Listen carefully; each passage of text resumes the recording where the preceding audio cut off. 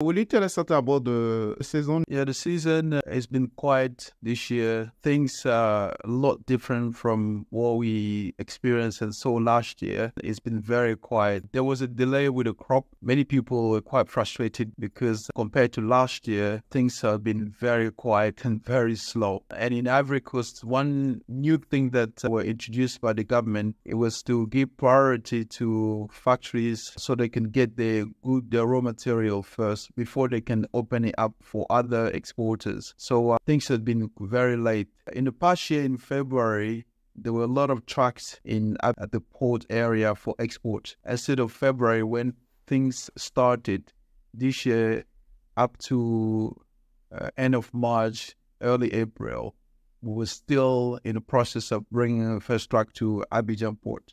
So there's a long delay. What can you tell about the production this year? This year, the production will be less, that's for sure, because the first crop we got from Ivory Coast is already nearly finished. Warehouses in the countryside are nearly empty. In many areas, the goods are already scarce. You don't get that many cashew as you used to. We are told by some buyer that in the past years, to do 2 trucks, they would take a day to do 2 trucks.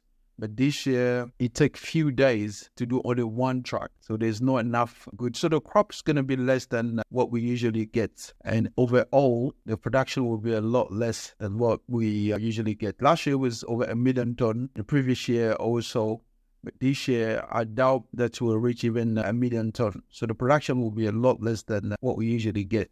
Okay. What can you tell about the price? Price, obviously, if production is less, there will be more demand, and when there's more demand, that will push the price up. That's the law of trading. When the demand exceeds the supply, that will push the price up, and we are probably going toward that scenario. It's very similar to what we experienced with the cocoa beans, the cocoa industry, where the production was less than the demand, and the price skyrocketed in the cocoa beans industry. It looks like we are going toward a similar scenario with the raw cashew business this year. And what is sad is that there's no parity with the processed cashew industry.